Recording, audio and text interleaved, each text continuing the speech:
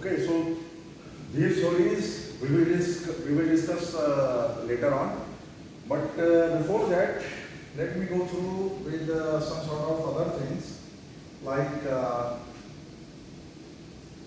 explaining the part of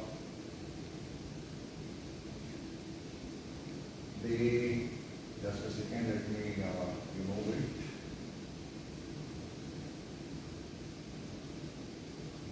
Okay, so discussing the thing about the leverages. So as I discussed in the previous lecture also, there are two types of the leverages: operating leverages, financial leverages, and also combined leverages.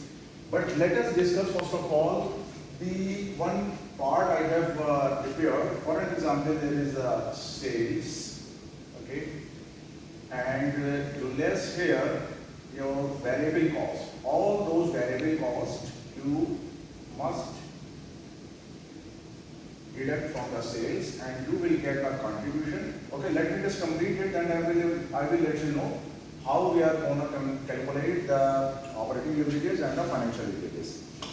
So this will give you the contribution, and after getting the contribution you will reduce all your fixed expenditure, all your fixed cost or fixed expenditure. Then you will get what you will get.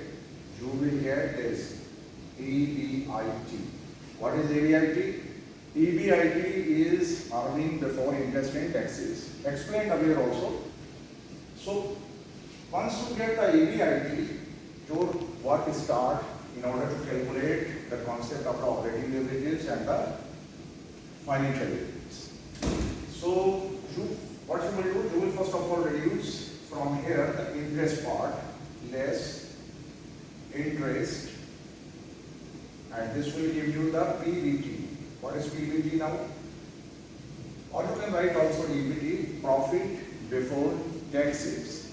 Now, once you reduce the taxes from here, you will reduce less taxes towards the government. This will give you a concept of EAT. What is EAT?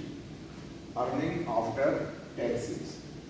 From here also you can calculate the EPS, which I am not giving you the concept now. Once you divide from the total number of shares outstanding, you will get EPS, earning per share.